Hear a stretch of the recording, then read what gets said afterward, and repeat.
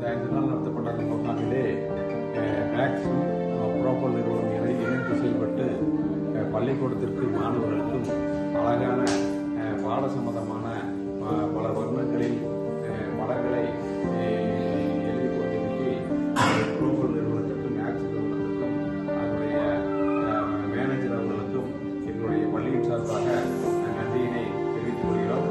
மேலும் இது போன்ற பணிகளை எங்கள் பள்ளியிலும் மற்ற ஊருக்கும் செய்து வரும்படி பள்ளியின் சார்பாகவும் ஊர் பொதுமக்கள் சார்பாகவும் கேட்டுக்கொள்கிறோம்.